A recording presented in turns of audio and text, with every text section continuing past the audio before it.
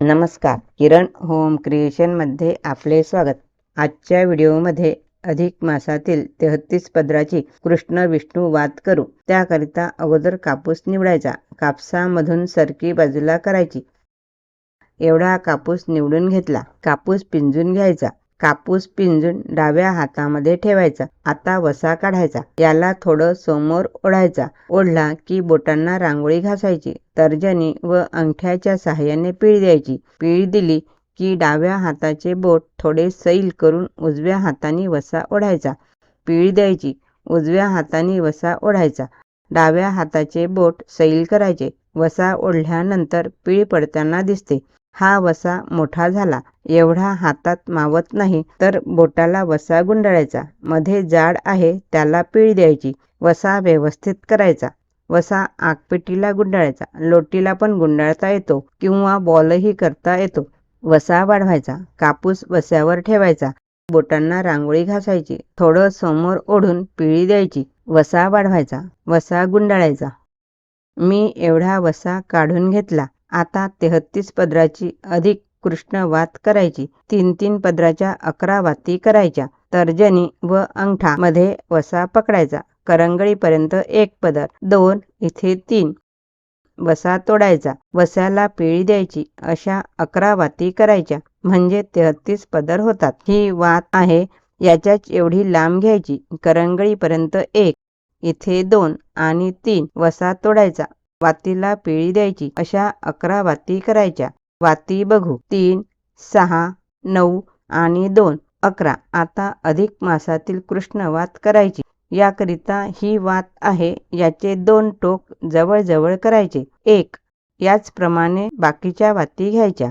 2, 3, 4, 5, 6, 7, 8, 9, 10 आणि 11. सर्व वाती एकाच मापाने बोटाच्या चिमटीमध्ये वाती पक्क्या पकडायच्या.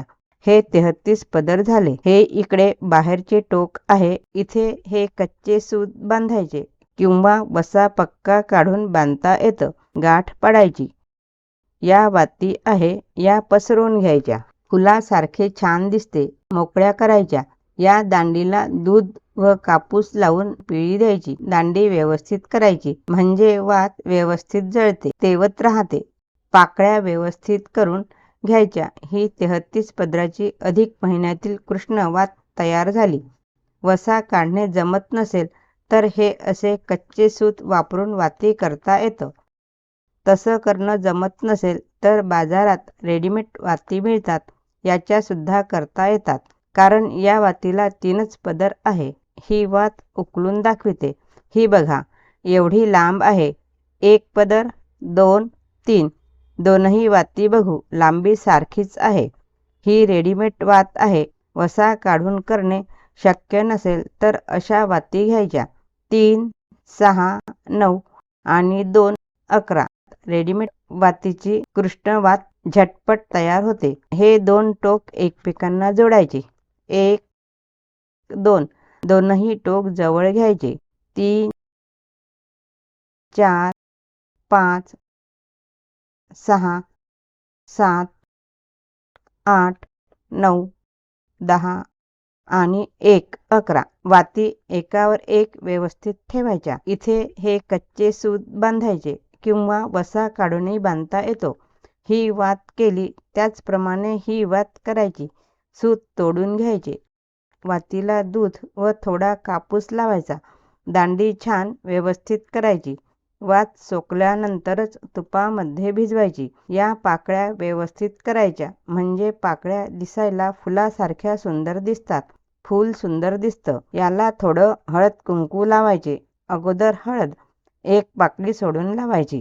ही वात वाण देताना देवाजवळ, विष्णूजवळ, कृष्णाजवळ अधिक एकादशीला किंवा अधिकातील बारसेच्या दिवशी वाण देतो तेव्हा अधिक पौर्णिमेला लावता येते. आता कुंकू लावायचे. ही वस्याची वात आहे. देवळात केव्हाही अधिक महिन्यात लावता येतात. ही रेडीमेड वातीची वात आहे. आता कुंकू लावायचे.